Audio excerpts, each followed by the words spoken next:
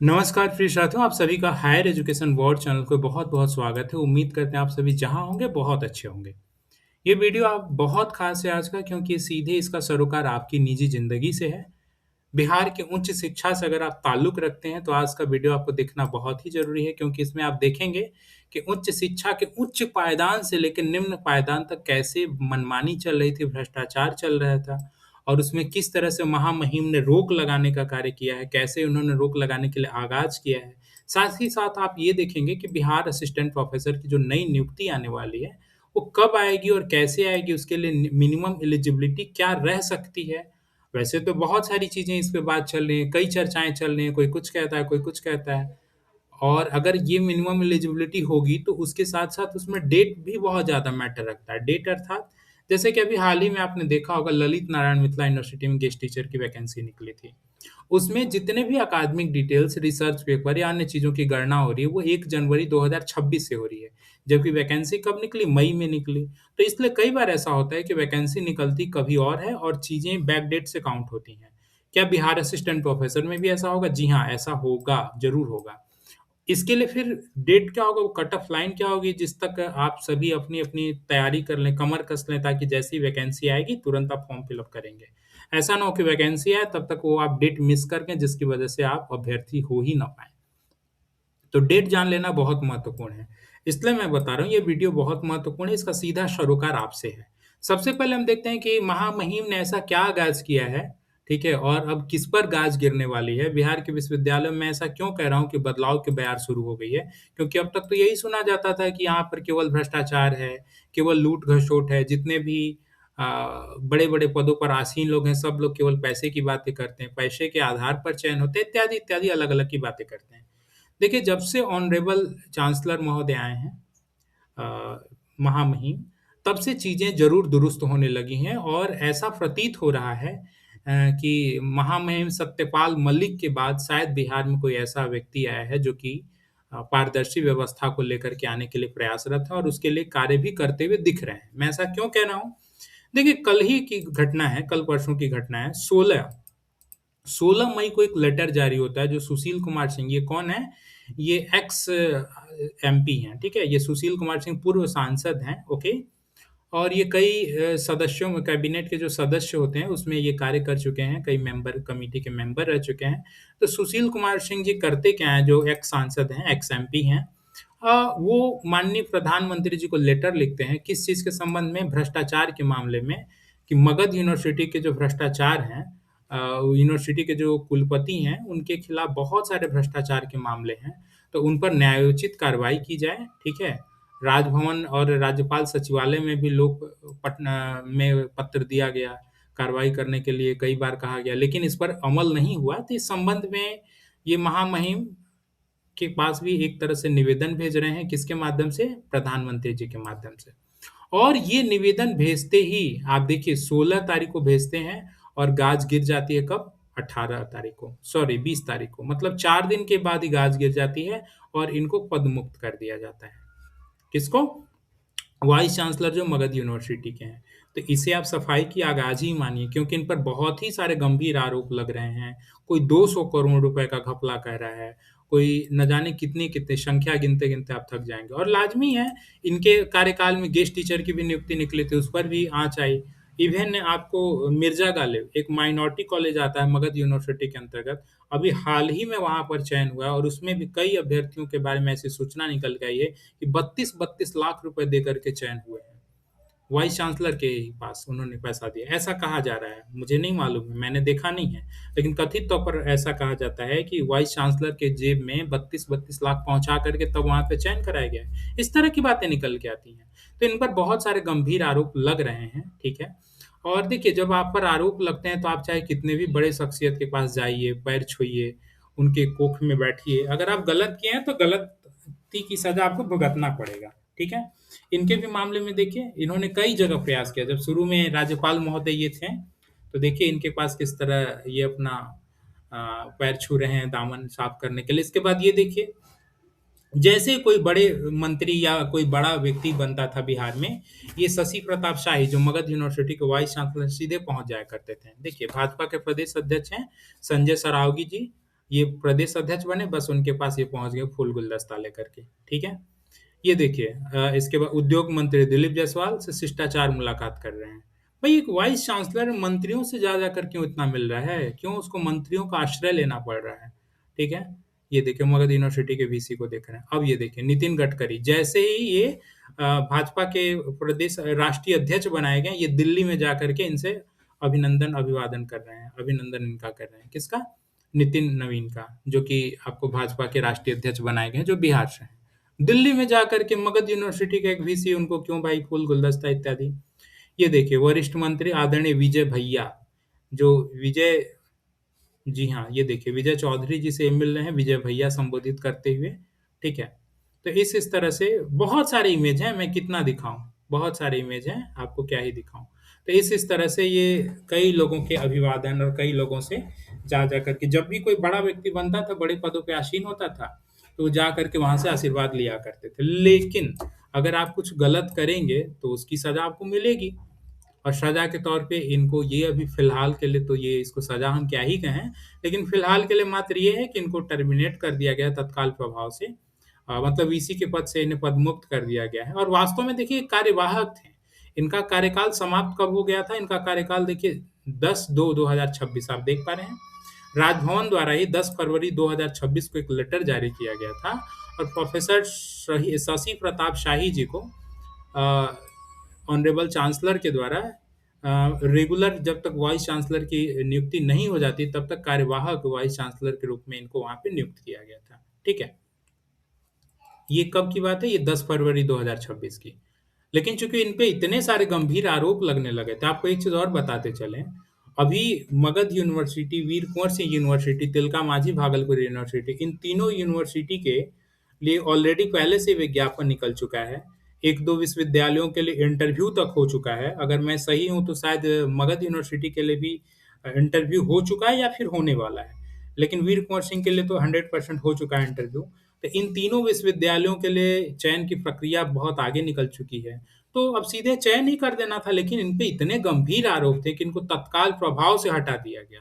अब इनको 1 दिन भी रखना मुनासिब नहीं हो रहा था, इस वजह से माननीय राज्यपाल महोदय ने इनको तत्काल प्रभाव से पदमुक्त करते हुए, जो सबसे सीनियर मोस्ट व्यक्ति वहाँ पे थे, जो सीनियर मोस्ट प्रोफ़ेसर थे, प्रोफ़ेसर डॉक्टर दिलीप कुमार केसरी, जो सीनियर मोस्ट प्रोफ़ेसर हैं मगध यूनिवर्सिटी के, उनको वहाँ पर as a acting vice chancellor, जब तक कि नए वाइस चांसलर नहीं आ जाते हैं, कार्यवाहक के रूप में इनको पद दिया जाता है। आप देख पा रहे हैं ये 20 मई का लेटर है।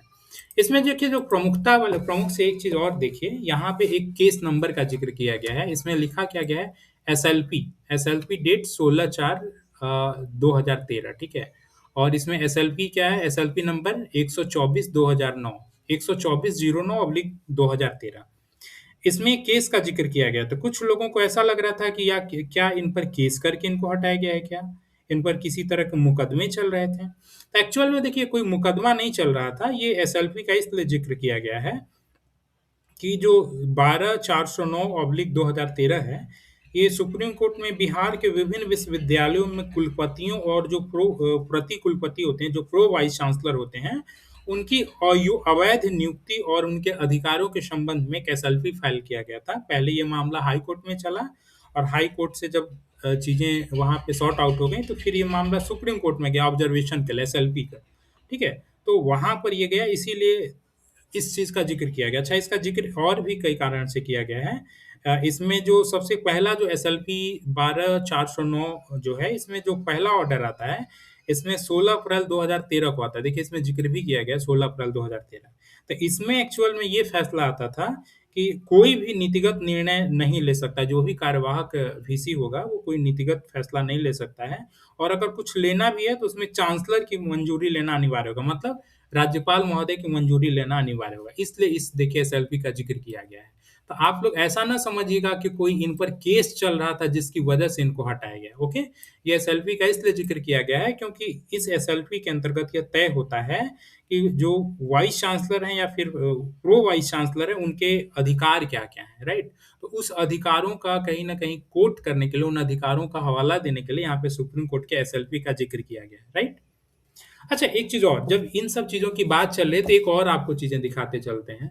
देखिए, सुप्रीम कोर्ट ने एक और आदेश दिया था इसी जब 2013 की बात चल रही है, एसएलपी की बात चल रही है, तो एक और मैं आपको एसएलपी दिखाना चाहूँगा, जिसमें सुप्रीम कोर्ट ये तय करता है कि एक्चुअल में जो चयन होगा, अगर मान लीजिए एक्टिंग वाइस चांसलर का टेन्योर खत्म हो जाता है, तो फिर वैसी स्थिति में नया व्यक्ति कौन होगा? अगर मान लीजिए किसी का कार्यकाल खत्म हो जाता है और जब तक अपॉइंटमेंट नहीं होता है, तब तक कौन वहाँ पर जॉइन करेगा? इसके लिए देखिए सुप्रीम कोर्ट ने स्पष्टता कहा क्या था, देखिए क्या कह रहा है कि with a view to ensure that functioning of the various university is not jeopardised, we direct, देखिए ये जो मैं पढ़ रहा हूँ लाइन ना, ये सुप्रीम कोर्ट के उसी एसएलपी का जिक्र है। जिस एसएलपी की मैंने आपसे बातें की उसी एसएलपी है, देखिए सुप्रीम कोर्ट का ये ऑर्डर है, मैं आपको दिखा दे रहा हूँ ताकि आपको ये ना लगे कि ये मैं क्या डॉक्यूमेंट दिखा रहा हूँ। ये देखिए, आप देख पा रहे हैं सुप्रीम कोर्ट ऑफ इंडिया, ठीक है, प्रोसीडिंग रिकॉर्डिंग, ये कब का है देखिए 2013, आप देख पा रहे हैं यहाँ पे 2013, तो ये 2013 वाला ही मामला है। और इसमें वही प्रो वाइस चांसलर की नियुक्ति कैसे होगी, उसके क्या क्या रेगुलेशन हो गए, उसके संबंध में जो सुप्रीम कोर्ट गाइडलाइन देता है वो क्या कह रहा है कि with a view to ensure that functioning of the various university is not jeopardised, we directed we direct that as a purely stop-gap arrangement, the senior-most deans in the universities shall discharge the function of the vice chancellor and pro vice chancellor। मतलब ये स्पष्टता कह रहे हैं कि व्यवस्था zero paradise ना हो जाए, व्यवस्था रुक न जाए, तब तक के लिए जब तक कि नई नियुक्ति नहीं हो जाती है, तब तक के लिए जो सीनियर मोस्ट डीन होंगे उस यूनिवर्सिटी के, उनको वो फंक्शन करने के लिए अधिकार दिया जाएगा। किस चीज के लिए? वाइस चांसलर के लिए और प्रो वाइस चांसलर के लिए। लेकिन वास्तव में क्या ऐसा बिहार में हो रहा था? नहीं हो रहा था। आपने अभी देखा, अभी मैंने जो आपको दिखाया कि ये आपको गवर्नर हाउस के द्वारा जो 20 मई को लेटर इनको पदमुक्त किया गया है, इसके पहले लेटर कब जारी किया गया था? 10 फरवरी 2026 को। और जब प्रोफेसर शशि प्रताप शाही का कार्यकाल समाप्त हो गया था, तो फिर से इनको क्यों आप इनको कार्यवाहक बना रहे हैं? वहाँ के जो सीनियर मोस्ट है उनको आपको बनाना था, लेकिन इनको कार्यवाहक बनाया गया। तो महामहिम राज्यपाल महोदय से निवेदन है कि इन सब चीज़ों पर ध्यान देते हुए शुचिता बहाल रहे, क्योंकि महोदय ऐसा होता है कि जब भी कोई वीसी का अगर टेन्योर समाप्त हो जाता है और वो कार्यवाहक होते हैं, तो कहीं न कहीं उनको ऐसा लगता है कि अब तो हम जाने ही वाले हैं, मेरा टेन्योर खत्म ही होने वाला है। तो ऐसी स्थिति में जो भी थोड़ी बहुत संभावनाएँ बची होती हैं, लूटे-घसोटे, और जिस पर पूर्व से ही आरोप है और उसको फिर से चयन कर देना, फिर से उसको कार्यवाहक बना देना, ये तो ठीक नहीं है।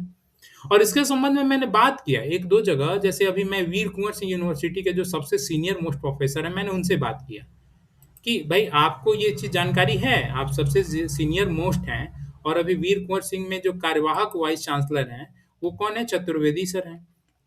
तो क्या आपको मालूम है कि जो सीनियर मोस्ट वाइस चांसलर जो अगर वाइस चांसलर का टेन्योर खत्म होता है, तो जो सीनियर मोस्ट प्रोफेसर होते हैं, वही प्रोफेसर क्या अरे वाइस चांसलर की भूमिका अदा करते हैं। इस चीज़ से आप अवगत हैं? तो मुझे जो बड़ा आश्चर्य लगा, आपको जान कर के ताज्जुब होगा, ये व्यक्ति हैं नरेंद्र कुमार। कौन है? ये नरेंद्र कुमार, प्रोफेसर डॉक्टर नरेंद्र कुमार। मैं इनसे मिला और मिलने के बाद इनसे पूछा कि आप तो सबसे ज़्यादा सीनियर मोस्ट व्यक्ति हैं वीर कुँवर सिंह यूनिवर्सिटी के, और सुप्रीम कोर्ट की जो एसएलपी है, जब इस तरह का मामला आया, इसके बाद मैं इनसे बात किया। कल की रात की बात है, मैंने इनसे बात किया है कि आप तो सीनियर मोस्ट व्यक्ति हैं वीर कुँवर सिंह यूनिवर्सिटी के। क्या आपको ये रूल पता है? आपके अधिकारों का कहीं न कहीं हनन हो रहा है, क्योंकि आपको यहाँ पे वीर कुँवर सिंह यूनिवर्सिटी का कार्यवाहक वाइस चांसलर बनना था। तो फिर आप अभी तक क्यों नहीं? इसके लिए आपने क्या कदम उठाए? क्या आपको इसकी जानकारी है? तो उन्होंने जो इन्फॉर्मेशन दिया, बड़ा ही ताज्जुब मुझे हुआ। इन्होंने कहा कि मैं इस चीज़ को बहुत पहले ही, जो आप बता रहे हैं, इस चीज़ को बहुत पहले ही राजभवन में मैं इन्फॉर्मेशन दे चुका हूँ। देखिए ये 7/7/2025 को, ये 7 जुलाई 2025 को ही इन्होंने राजभवन में एक लेटर लिखा है, और वो लेटर मुझे इन्होंने दिया।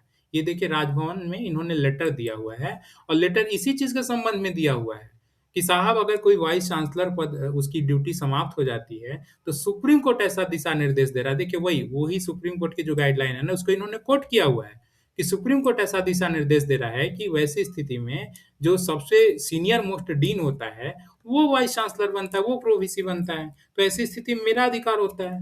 लेकिन इसके बावजूद भी इनको वहाँ पर ड्यूटी नहीं करने दी जाती, इनको वाइस चांसलर नहीं बनाया जाता है, और जो चतुर्वेदी जी जिन पर भी इस तरह का कथित आरोप है कि वीर कुँवर सिंह यूनिवर्सिटी में बहुत सारे गेस्ट टीचर की नियुक्ति में भ्रष्टाचार इन्होंने किया। और यही नहीं, आपको जान के ताज्जुब होगा, अभी परमानेंट जो असिस्टेंट प्रोफ़ेसर की नियुक्ति हाल में हुई है, उस परमानेंट असिस्टेंट प्रोफ़ेसर की नियुक्ति में भी बहुत तरह के इन पर आरोप लग रहे हैं, क्योंकि वीर कुँवर सिंह यूनिवर्सिटी पहला विश्वविद्यालय है जो जाँच किए बगैर, एक व्यक्ति का भी जाँच किए बगैर जॉब कन्फर्मेशन कर देता है। जाँच किया ही नहीं अनुभव प्रमाण पत्र का कि फर्जी है, गलत है, सही है, और ये जॉब कन्फर्मेशन सबका कर देते हैं। सबसे पहला विश्वविद्यालय था। तो आखिर कि इसमें आपकी क्या पर्सनल इंटरेस्ट थी? अगर पर्सनल इंटरेस्ट नहीं थी, तो वीर कुँवर सिंह विश्वविद्यालय के कार्यवाहक वाइस चांसलर चतुर्वेदी जी ने क्यों सबका जॉब कन्फर्मेशन कर दिया बिना जाँच के लिए किए हुए? तो ऐसी स्थिति में महोदय, इन पर भी तो जाँच की आँच लगती है, और इनको भी पदमुक्त करना चाहिए चतुर्वेदी जी को, जब तक कि नए वाइस चांसलर नहीं आ जाते हैं, और जो सबसे सीनियर मोस्ट व्यक्ति है उनको बनाना चाहिए। और बिहार के अन्य भी अगर विश्वविद्यालयों में इस तरह की चीज़ें चल रही हैं, अगर कोई कार्यवाहक बनाया गया है, तो सुप्रीम कोर्ट जब इस तरह का दिशा निर्देश दे रहा है, गाइडलाइन दे रहा है, आदेश दे रहा है, तो फिर उसको फ़ॉलो अप किया जाना चाहिए।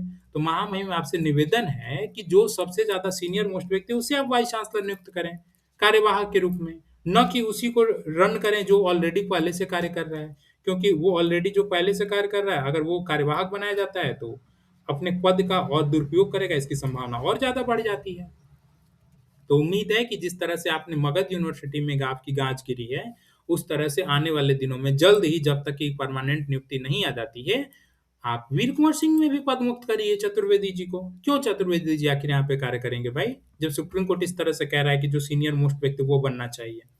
और एक चीज के लिए और प्रशंसा के पात्र हैं महामहिम, आपने पहली बार ऐसा हुआ कि इस बिहार असिस्टेंट प्रोफेसर की जो नियुक्ति हुई, उसमें बहुत सारे आवेदन दिए गए फर्जी नियुक्ति को लेकर के, लेकिन आपने अभी तक राजभवन से कोई संज्ञान नहीं लिया जा रहा था, लेकिन आपने संज्ञान लेते हुए नियमानुसार जांच उपरांत से संतुष्ट होकर उचित कार्रवाई का प्रतिवेदन शीघ्र राजभवन को प्रस्तुत करने के लिए आपने आयोग को यह चीजें भेजी हैं। आपने बिहार राज्य विश्वविद्यालय सेवा आयोग को राज्यपाल के अपर सचिव द्वारा अभी हाल ही में 30 अप्रैल को भेजा गया है। 30 अप्रैल को भेजा गया है।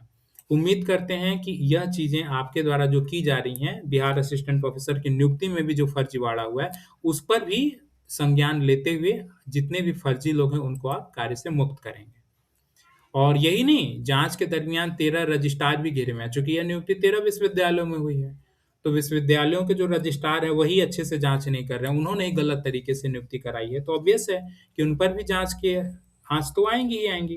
तो उम्मीद करते हैं महामहिम राज्यपाल महोदय, आप इन सब चीजों पर जरूर आगे संज्ञान लेंगे, और सबसे पहली बात तो आप जो कार्यवाहक वाइस चांसलर उनको पद से मुक्त करिए। ये जो जितने भी कार्यवाहक वाइस चांसलर यही सारा घोर घपला कर रहे हैं। मैं बता तो रहा हूँ, वीर कुंवर सिंह विश्वविद्यालय के वाइस चांसलर महोदय ने किसी भी की जांच किए बगैर सबकी जॉब कन्फर्मेशन कर दिया। और उस पर कई तरह के आपके पास ये जो भी अभ्यर्थियों का ये दिया गया है निवेदन, आप उस खुद ही निवेदन पत्र में देख पाएंगे। उस निवेदन पत्र में दिया गया है वीर कुंवर सिंह यूनिवर्सिटी के कई ऐसे अभ्यर्थी हैं जो फर्जी तरीके से असिस्टेंट प्रोफेसर बने हुए हैं। उसमें कई ऐसे हैं जिन पर रेप का आरोप, बलात्कार का केस चल रहा है, कई ऐसे हैं जिन पर घर पे कुर्की वारंट निकला हुआ है, कई ऐसे हैं जो कि हाई स्कूल में पढ़ा रहे थे और वो डिग्री कॉलेज के एक्सपीरियंस का सर्टिफिकेट लगा करके असिस्टेंट प्रोफेसर चयनित हो गए। कई ऐसे थे जिन पर गबन का आरोप है, बिहार सरकार ही गबन के आरोप में उनको जेल तक भेजी हुई है, और वो वीर कुंवर सिंह विश्वविद्यालय में असिस्टेंट प्रोफेसर बने हुए हैं। सबका साक्ष्य दिया गया है वीर कुंवर सिंह यूनिवर्सिटी के वाइस चांसलर को, लेकिन उनके कानों पर कोई जू नहीं रहेंगी। और बिना पर्सनल इंटरेस्ट के सबका जॉब कन्फर्मेशन आखिर क्यों कर दिया?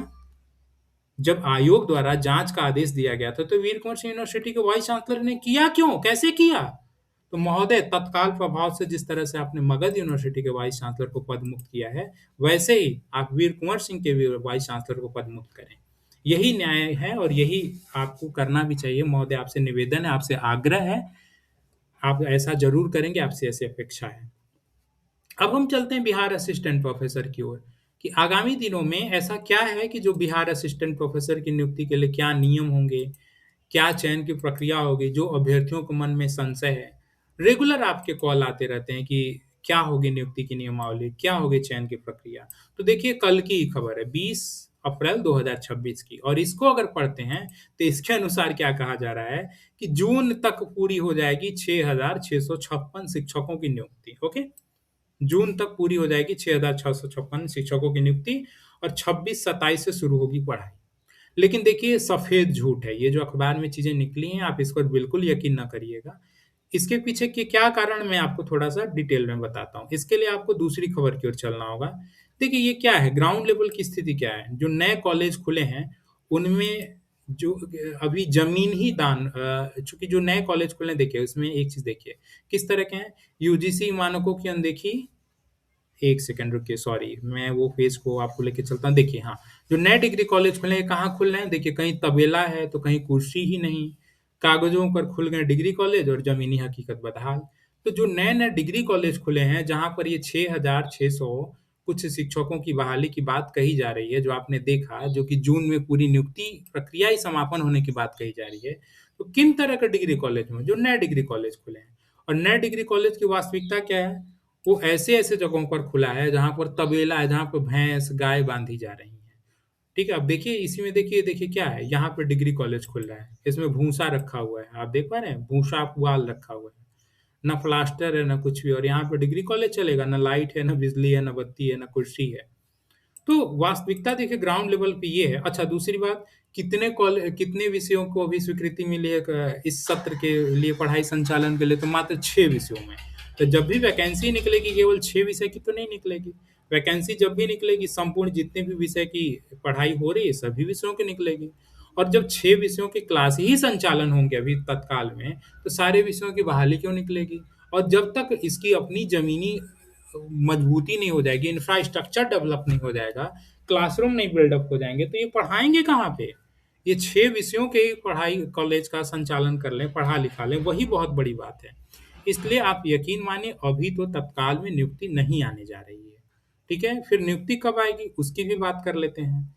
देखिए यहाँ पे एक अखबार में नया खबर निकली थी कि नए कॉलेज को जमीन दान देकर नामांकन करा सकते हैं इच्छुक व्यक्ति। ये उच्च शिक्षा मंत्री के द्वारा कहा गया। तो अभी देखिए जमीन दान की बात चल रही है मतलब जितने भी नए-नए डिग्री कॉलेज खुल रहे हैं ना, तत्काल में तो किसी न किसी इंटर कॉलेज में, प्राइमरी स्कूल में, मिडिल स्कूल में, हाई स्कूल में खुल जा रहे हैं। उनसे 2-4 रूम लेकर के। अगर रूम उपलब्ध नहीं है तो भाड़ा भी लेकर के खुल जा रहे हैं। लेकिन जब तक अपना बिल्डिंग नहीं होगा, अपना महाविद्यालय खड़ा नहीं हो जाता है, तब तक सारे विषयों की पढ़ाई नहीं होगी। तो इसलिए आप सभी को नए डिग्री कॉलेज की जब तक इंफ्रास्ट्रक्चर बिल्डअप नहीं हो जाता, तब तक तो आपको इंतज़ार करना ही करना पड़ेगा। ठीक है? ओके? देखिए, अगले एक और खबर की ओर चलते हैं। अब जो बात रही कि ठीक है, ये तो बात हो गई, ये तो बातें समझ आ गई कि चलिए भाई नई डिग्री कॉलेज जब तक वास्तव में इंफ्रास्ट्रक्चर वगैरह बिल्डअप नहीं हो जाता है, तब तक तो कॉलेज का संचालन नहीं होगा। लेकिन जिस दिन भी नियुक्ति निकलेगी, उस दिन नियमावली क्या होगी और किन-किन बातों पर आपको ध्यान रख लेना चाहिए, ओके? और वो डेट क्या होगा जिस आखिरी डेट की मैं बात कर रहा था कि कहीं ऐसा ना हो कि वो डेट आपके सामने आए, तो उस डेट को आपने जो कोरम अदायगी कर लेनी चाहिए थी, वो आपने किया ही नहीं है, इसकी वजह से आप इनएलिजिबल हो गए हैं। तो वो डेट क्या है? सबसे पहले इस खबर को देखिए। अभी हाल ही में एक इंस्टीट्यूट जो कि अभी ड्राफ्ट ही था, उस ड्राफ्ट को आपने देखा था बिहार में असिस्टेंट प्रोफेसर की परीक्षा किस आधार पे कही जा रही थी? यूजीसी मानकों को दरकिनार करते हुए लिखित परीक्षा, कंप्लीटली लिखित परीक्षा डिस्क्रिप्टिव बेसिस पे, न कि ऑब्जेक्टिव और डिस्क्रिप्टिव में एक ये भी है बायसनेस की भी संभावना रहती है। कि आपने लिखा है मान लीजिए 10 अंक का क्वेश्चन है, आपने लिखा है 9 नंबर लायक, लेकिन हो सकता है वहाँ पे बायस्ड होकर के किसी को 4 नंबर दे दिया जाए। हो सकता है किसी की राइटिंग अच्छी हो इस वजह से उसको 9 नंबर दे दिया जाए। तो केवल लेखन शैली बदल जाने से आपके अंकों का आकलन बदल जाता है। केवल लेखन शैली बदल जाने से अगर एक व्यक्ति किसी को 5 अंक दे रहा है तो उसी प्रश्न पत्र पर, उसी उत्तर पर कोई दूसरा एग्ज़ामिनर आपको 9 अंक दे सकता है, 10 अंक दे सकता है। तो ये सब डिस्क्रिप्टिव एग्जामिन के कहीं न कहीं दोष भी हैं। और यूजीसी भी इस तरह की चीज़ों को तरजीह नहीं देती है, असिस्टेंट प्रोफ़ेसर की नियुक्ति में विशेषकर, क्योंकि वहाँ पे क्या करना है आपको लेक्चर देना, आपको पढ़ाना है। तो आप बहुत अच्छे लेखन शैली में बहुत निपुण हो सकते हैं, लेकिन ऐसा संभव है कि आप वक्ता अच्छे ना हों, आप गुड नैरेटर ना हों, आप अच्छे कथानक ना हों, आप चीज़ों को बहुत अच्छे से एक्सप्लोर नहीं कर पा रहे हों, आप चीज़ों को बहुत अच्छे से व्याख्यायित नहीं कर पा रहे हों, तो क्लासरूम में जाकर के केवल नोट्स तो आपको नहीं लिखवाना है ना। क्लासरूम में जा कर के केवल आपको फेयर और कॉपी तो नहीं भरवानी है ना, आपको तो चीज़ों को व्याख्या करना है ना, चीज़ों को एक्सप्लेन करना है ना। तो यूजीसी की जो नियमावली थी वास्तव में व्याख्यान की टेस्टिंग होती थी। आपके जो असिस्टेंट प्रोफेसर चयन प्रक्रिया थी यूजीसी के नियमावली के अकॉर्डिंग, उसमें इंटरव्यू को ही पूर्ण रूप से तरजीह दिया जाता था और एपीआई मात्र शॉर्टलिस्ट करने के लिए होता था। मतलब आपने ग्रेजुएशन में, बीए में, रिसर्च पेपर, पीएचडी में जो भी आपने उपलब्धि किया, उसके आधार पर बिल्कुल भी चयन नहीं होता था। आप कितने अच्छे नैरेटर हैं, आप चीज़ों को कितने अच्छे से एक्सप्लेन कर पा रहे हैं, आप कितने अच्छे वक्ता हैं, उसके आधार पर चयन होता था। ओके? तो हरियाणा में हुआ क्या कि बिहार के ही तर्ज पे वहाँ पर लिखित परीक्षा के लिए एक नियमावली बनाई गई और बिहार में जिस तरह से केवल लिखित परीक्षा ही नहीं लाई गई, कट ऑफ भी लाया गया है कि अगर आप इतना कट ऑफ, शायद 50% कट ऑफ है या 40% है या 45% है, थोड़ा मैं कट ऑफ का मार्क्स भूल रहा हूँ, कि अगर आप इतना प्रतिशत अंक लाएंगे तभी आप शॉर्ट लिस्ट होंगे। अगर वो कट ऑफ से नीचे रहते हैं तो आप शॉर्ट लिस्ट ही नहीं हो पाएंगे। तो ये भी चीज़ है। हरियाणा में भी ठीक इसी तरह किया गया था, वहाँ पे कट ऑफ लाइन निर्धारित कर दिया गया था। और कट ऑफ लाइन निर्धारित करने की वजह से हुआ क्या कि जितने भी अभ्यर्थियों ने परीक्षा दिया, उसमें से अधिकतर लोग कट ऑफ ही पार नहीं कर पाए। चूंकि ऑब्जेक्टिव क्वेश्चन था नहीं, सारे लिखित क्वेश्चन थे। तो लिखित में हुआ क्या कि वहां पे आकलन जब हुआ, एग्जामिनर द्वारा जो एग्जामिन किया गया, उसमें इतना अंक ही नहीं दिया गया जिससे वो कट ऑफ पार कर पाए। तो जितने 2 गुना 3 गुना भी अभ्यर्थी, 1 गुना भी अभ्यर्थी फुलफिल नहीं हो पाए, कट ऑफ 1 गुना भी अभ्यर्थी पार नहीं हो पाए, जिसकी वजह से कई विषयों में सीटें पूरी पूरी की खाली रहने लगी। फिर हुआ क्या कि हरियाणा में कोर्ट केस होता है और कोर्ट केस होता है, इसके बाद हरियाणा सरकार को यह धक्का लगता है। क्यों? क्योंकि माननीय न्यायालय द्वारा, पंजाब हरियाणा के हाई कोर्ट द्वारा उस नियुक्ति को रद्द कर दिया जाता है और कहा जाता है कि आपने यूजीसी मानकों की अनदेखी की, ठीक है, और इस वजह से नियुक्ति रद्द किया जाता है। तो देखिए, उसी आधार पर यह 17 मई 2026 को एक पेपर में खबर निकलती है कि असिस्टेंट प्रोफेसर भर्ती हरियाणा में रद्द हुए विज्ञापन के फैसले ने बिहार में भी बहाली पर गंभीर सवाल खड़ा कर दिए। क्यों भाई? क्योंकि जिस तरह के वहां पे नियुक्ति नियमावली थी, ठीक उसी तरह से बिहार में भी स्टेच्यूट या ड्राफ्ट बनाया गया है। ओके?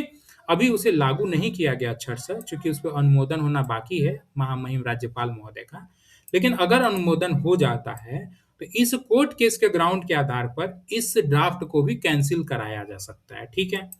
तो कुल मिला के फिर हम बात करते हैं कि फिर नियमावली क्या होगी। तो देखिए, नियमावली अभी भी ऊहापोह की स्थिति में है।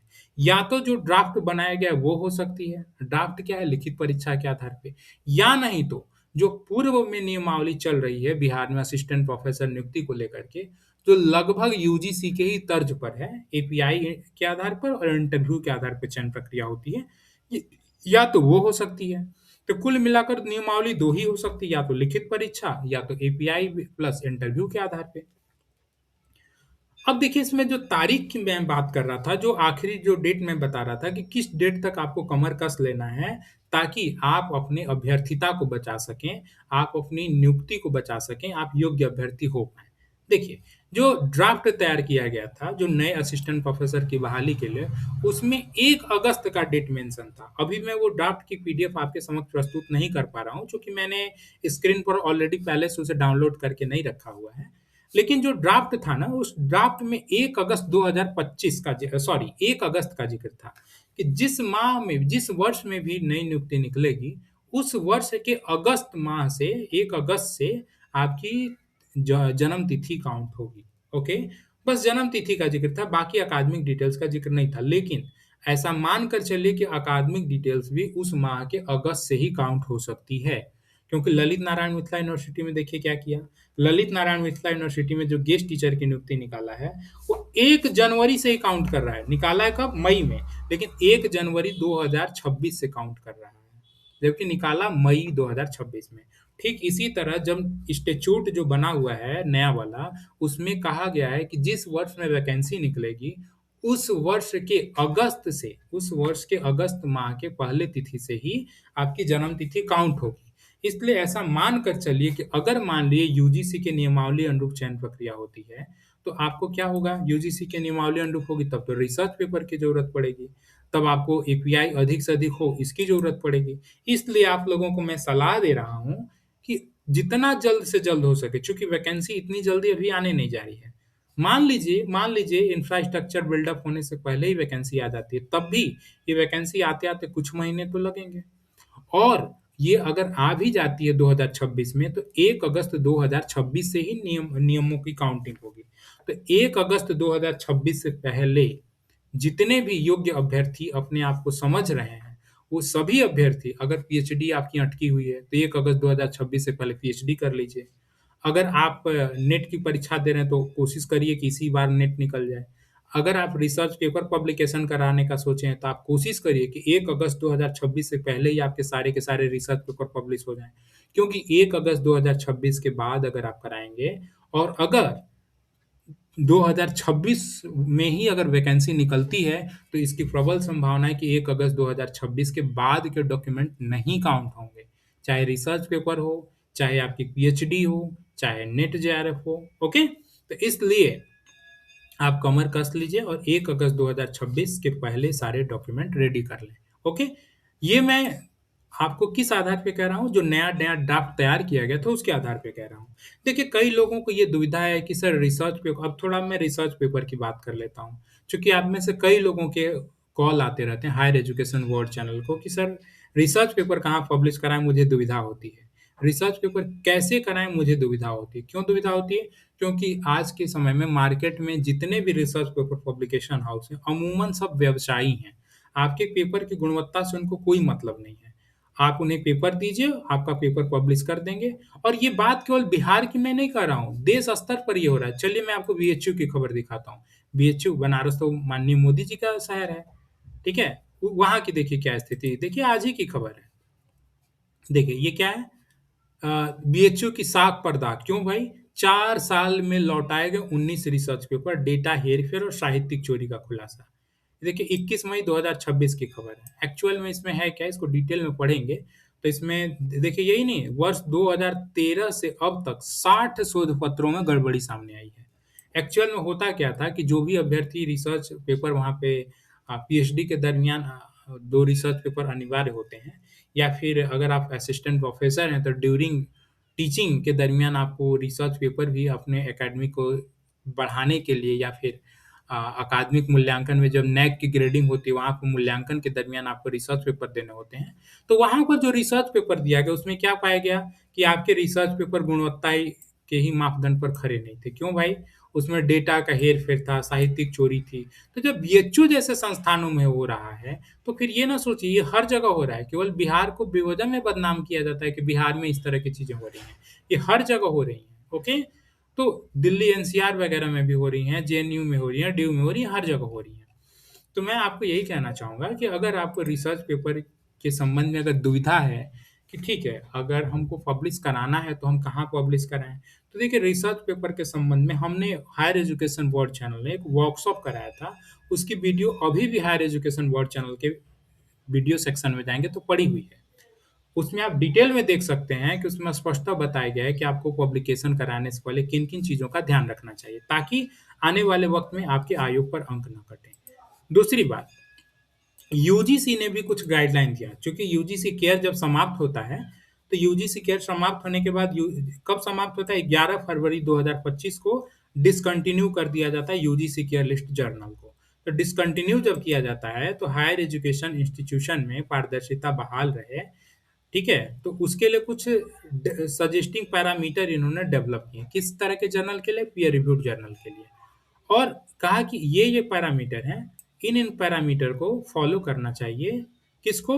उन इंस्टीट्यूशन को, चाहे वो नियोक्ता के रूप में हो, चाहे सुपरवाइज़र के रूप में हो, चाहे किसी जगह पे आप पीएचडी वाइवा हो रहा है, तब आपका हो रहा हो। तो वहाँ पे कुछ पैरामीटर दिए गए थे, सजेस्टिव पैरामीटर। तो इन पैरामीटर को जो जर्नल फॉलो कर रहे हैं, उन जर्नल को ही आपको प्रेफ़र करना चाहिए। अच्छा, जर्नल तो मान लीजिए आपने चूज़ कर लिया, ये सारे पैरामीटर हैं, ठीक है? ये सारे पैरामीटर हैं, जितने भी पैरामीटर हैं, इन सारे पैरामीटर को देखते हुए आपने जर्नल को सेलेक्ट कर लिया कि हाँ, ये जो जर्नल है, ये सारे पैरामीटर को, कुल 7 पैरामीटर देखिए यूजीसी द्वारा निर्धारित किया गया था, ठीक है? पहला पैरामीटर है, ठीक है? ये प्रिलिमिनरी क्राइटेरिया, मतलब जो प्रारंभिक क्राइटेरिया होगा, ये वाला कम से कम तो होगा। इसके अंतर्गत कुल 9 पॉइंट दिए गए थे। क्या? प्रिलिमिनरी क्राइटेरिया में, ओके? इसके बाद आपको था एडिटोरियल बोर्ड क्राइटेरिया, ठीक है? एडिटोरियल बोर्ड का क्राइटेरिया था। इसके बाद जर्नल एडिटोरियल पॉलिसी के बारे में था। ओके, इसके बाद क्या था? जर्नल क्वालिटी क्राइटेरिया था, कंटेंट को लेकर के। जर्नल स्टैंडर्ड्स को लेकर के था। ऐसे-ऐसे कुल 7 पैरामीटर निर्धारित किए गए थे। तो आप जब पीयर रिव्यूड जर्नल में पेपर पब्लिश कराने जाएँ, तो आप ये चीज़ ज़रूर देखें कि जो जर्नल अधिक से अधिक इन पैरामीटर को फ़ॉलो कर रहे हैं, आप उस जर्नल को प्रेफ़र करें। मैं ये नहीं कहता हूँ कि इसमें जितने भी पैरामीटर दिए हुए हैं, वो सारे के सारे पैरामीटर एक सामान्य पीयर रिव्यूड जर्नल फ़ॉलो कर रहे हैं, क्योंकि वो संभव ही नहीं है। जितने पैरामीटर यहाँ पर दिए गए हैं, वो सारे के सारे पैरामीटर जो बहुत क्वालिटी के जर्नल हैं, जो कि स्कॉपस के जर्नल होते हैं, वेब ऑफ साइंस के जर्नल होते हैं, ठीक है? उस लेवल के जो जर्नल होते हैं, अंतर्राष्ट्रीय स्तर के जर्नल होते हैं, वो ये सारे पैरामीटर फ़ॉलो करते हैं।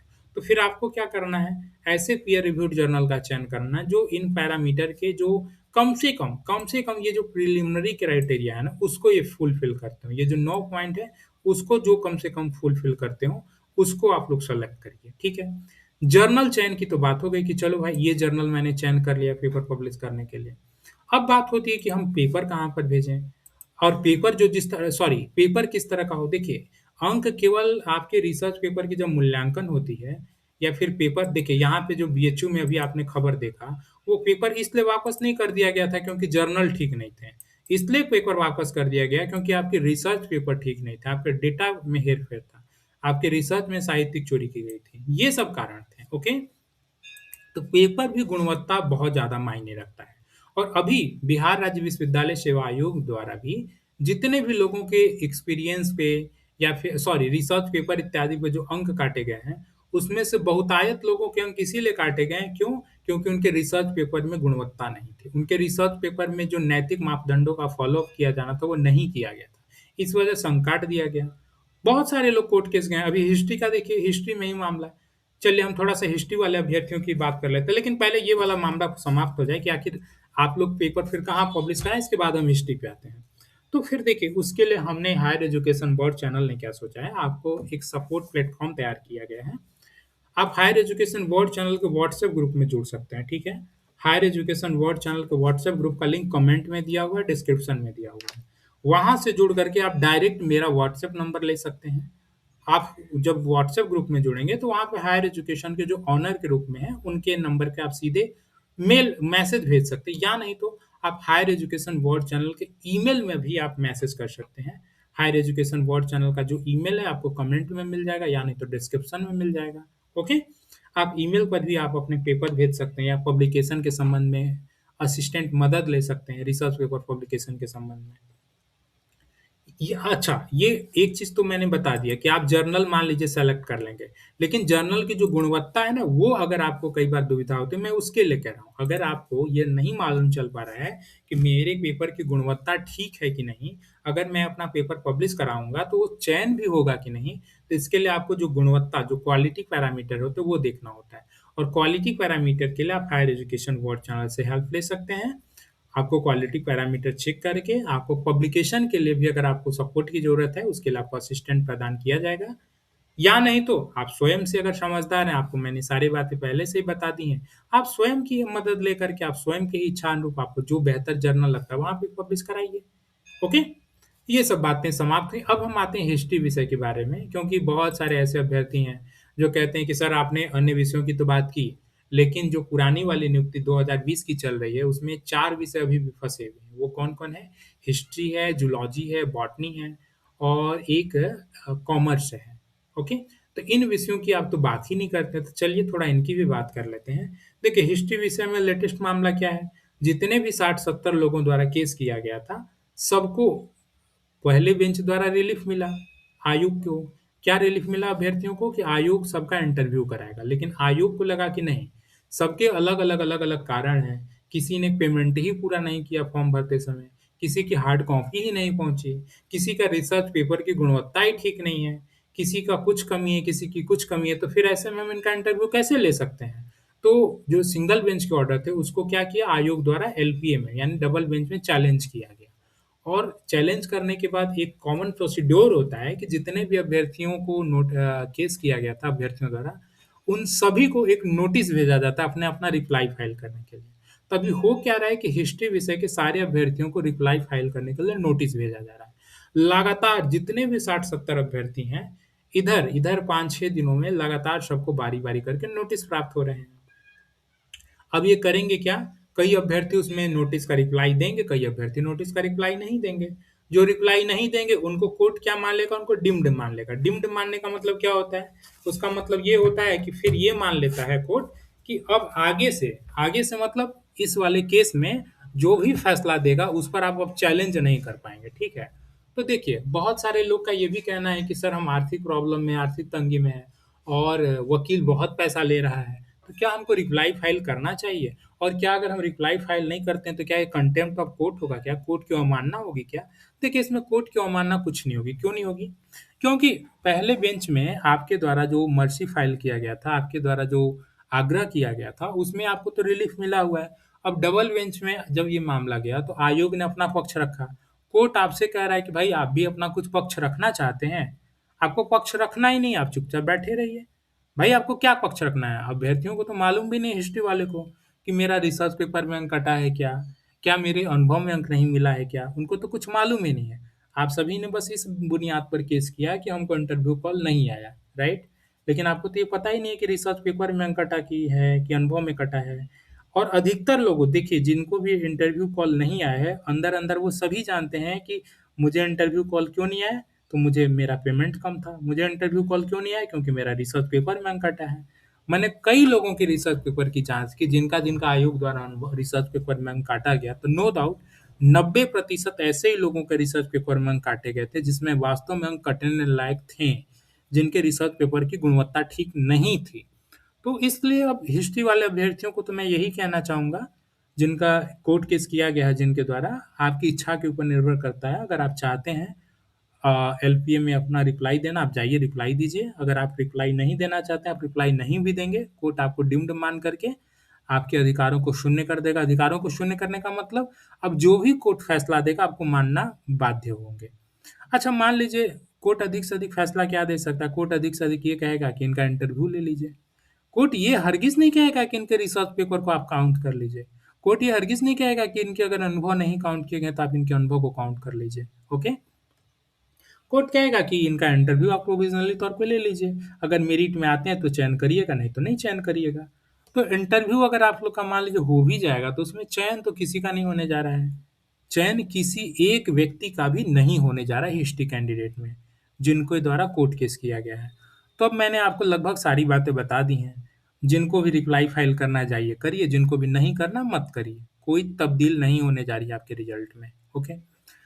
जो इंतज़ार कर रहे हैं अब उनका क्या है? हाँ, अब जो इंतज़ार कर रहे हैं अब आपके लिए समय बहुत ज़्यादा लंबा नहीं है, चूँकि सारे अभ्यर्थियों को अब नोटिस रिसीव कर दिया गया है। नोटिस जब प्राप्त हो जाता है तो वैसी स्थिति में जो नोटिस का रिप्लाई नहीं देते हैं, कोर्ट उस मामले को डिम्ड मान लेता है। मतलब ये मान लेता है कि हाँ, इन्होंने सरेंडर कहीं न कहीं कर दिया, या फिर अपना रिप्लाई जो पूर्व का ही आदेश है उसी को वो एक्सेप्ट कर लिए हैं। जो पूर्व में उनकी रिप्लाई थी सिंगल बेंच में जो केस किए थे, वही कहीं न कहीं उनका रिप्लाई है। तो कोर्ट वैसी स्थिति में आपको डीम्ड मान लेता है और जो उसकी स्वतंत्र फैसले होते हैं, वो फैसला दे देता है। इसलिए अब हिस्ट्री विषय में मामला बहुत लंबा नहीं है और जल्द ही अब हिस्ट्री विषय का रिजल्ट आपको देखने को मिलेगा। लेकिन फिर भी कितना भी जल्द होगा, उम्मीद करिए कि ये संभवतः जुलाई आ ही सकता है। जुलाई या अगस्त आ सकता है। ओके? अब रही बात कि अन्य विषयों की बात, जूलॉजी, बॉटनी की क्या स्थिति है? तो देखिए, आयोग भी एक-एक विषय को निपटा रहा है धीरे-धीरे करके। जूलॉजी, बॉटनी में भी कोर्ट केस हैं, एलाइड सब्जेक्ट को लेकर के कोर्ट केस किए गए हैं। उम्मीद है कि वो मामला भी जल्द ही निपटेगा। उसमें शिथिलता शायद इसलिए भी बरती जा रही है, क्योंकि हिस्ट्री विषय के अभ्यर्थियों द्वारा इतना ज़्यादा केस किया गया था कि आयोग उन्हीं के रिप्लाई फाइल, उन्हीं को नोटिस भिजवाने में बँधा हुआ था, उन्हीं में उलझा हुआ था। उम्मीद है कि हिस्ट्री विषय के सभी अभ्यर्थियों को जैसे ही नोटिस प्राप्त हो जाएगा, इसके बाद आयोग जूलॉजी, बॉटनी के मामले में भी कोर्ट के संबंध में चीज़ों को आगे फर्दर प्रोसीड कराने के लिए प्रयास करेगा। तो जूलॉजी, बॉटनी में भी आपको चीज़ें जल्दी देखने को मिलेंगी और कॉमर्स में भी। तो कुल मिला के मुझे जो उम्मीद है कि अगस्त तक सभी नियुक्तियाँ समाप्त हो जानी चाहिए। जूलॉजी, बॉटनी, कॉमर्स और हिस्ट्री। हाँ, जूलॉजी, बॉटनी में सबसे बड़ा हर्डल ये है कि जूलॉजी, बॉटनी में अभी पहली सूची भी आना बाकी है और अधिकतर विषयों में जो कोर्ट केसेस हुआ करते थे, वो पहली सूची आने के बाद ही हुआ करते थे। तो जूलॉजी, बॉटनी में एक डर अभी और बचा हुआ है कि जो पहली सूची आएगी तो उसके बाद भी कोर्ट केस होंगे। बहुत सारे अभ्यर्थी होंगे जिनको लगेगा कि मेरे हित का कहीं न कहीं अधिकारों का हनन हुआ है। तो जूलॉजी, बॉटनी में शायद अभी मामला लंबा खींच सकता है, लेकिन हिस्ट्री कॉमर्स, इन 2 विषयों के बारे में हम कह सकते हैं ऐसा कि मान के चलिए ऐसी प्रबल संभावना है कि अगस्त तक आप दोनों विषयों का रिज़ल्ट जारी हो जाएगा। और एक अच्छी बात ये है कि इतना ज़्यादा अभी फर्जीवाड़े को लेकर के अभ्यर्थियों द्वारा अलग-अलग प्लेटफ़ॉर्म के द्वारा पुनर्जागरण अभियान चलाया गया कि इसका परिणाम आपको हिस्ट्री और कॉमर्स विषय में ज़रूर देखने को मिलेगा। ऐसे फर्जी अभ्यर्थी जो फर्जी अनुभव लगा कर के चयन हो चुका है उनका, एक भी ऐसे अभ्यर्थी आपको यहाँ पे चयनित नहीं देखने को मिलेंगे जिनका फर्जी तरीके से अनुभव मिला होगा, रेवड़ी की तरह इनको अनुभव मिला होगा। क्योंकि जो हमें गुप्त सूचना मिली है, जितने भी कॉमर्स या हिस्ट्री के अभ्यर्थी थे, फिर से सब्जेक्ट एक्सपर्ट बुला करके उनके एक्सपीरियंस सर्टिफिकेट इत्यादि की एग्ज़ामिनेशन किया जा रहा है आयोग के द्वारा। ये अच्छी पहल है आयोग के द्वारा, ये कहीं न कहीं स्वागत योग्य है अगर ऐसा किया जा रहा है तो। लेकिन आयोग से एक और गुज़ारिश है कि ऑलरेडी जो पूर्व में जितने अभ्यर्थियों का चयन हो चुका है, कृपया उन पर भी आप ध्यान दें और उन पर भी संज्ञान लेते हुए जल्द से जल्द जो फर्जी अभ्यर्थी हैं, चयन मुक्त करें। आप सभी इस हायर एजुकेशन बोर्ड चैनल पे आखिर तक बने रहें, इसके लिए आपका बहुत-बहुत धन्यवाद। उम्मीद करते हैं कि सारी इन्फॉर्मेशन आपको समझ आई होगी और ये वीडियो आपके लिए इन्फॉर्मेटिव रहा होगा। आप चैनल पर आखिर तक बने रहें, इसके लिए धन्यवाद। मैं चलते-चलते एक बार फिर से कहना चाहता हूँ, हायर एजुकेशन बोर्ड चैनल से जो डायरेक्ट जुड़ना चाहते हैं, जिनको रिसर्च पेपर संबंधित कंसल्टेंसी या फिर असिस्टेंस चाहिए, तो आप direct hire education board channel से संपर्क कर सकते हैं। इसके लिए आपको कमेंट में डिस्क्रिप्शन में व्हाट्सएप ग्रुप के लिंक के माध्यम से ज्वाइन कर लेना है। व्हाट्सएप ग्रुप में जुड़ेंगे तो आपको एडमिन वाले सेक्शन में जो ऑनर का साइन दिखेगा, उस ऑनर से आप मिलिए, उनके माध्यम से मैसेज करिए और इसके आधार पे आपको वहाँ पे सारे इन्फॉर्मेशन और सूचनाएँ प्रोवाइड की जाएँगी। चैनल पर आखिर तक बने रहिए, इसके लिए आपका बहुत-बहुत धन्यवाद। Thank you so much. Video पसंद आया तो मेरे मोटिवेशन लेवल को बनाए रखने के लिए लाइक भी ज़रूर करें और सूचनाएँ समय पर प्राप्त हों इसके लिए चैनल को सब्सक्राइब कर दें, जो अब तक इस चैनल को सब्सक्राइब नहीं किए हुए हैं। आप सभी का बहुत-बहुत धन्यवाद। Thank you so much.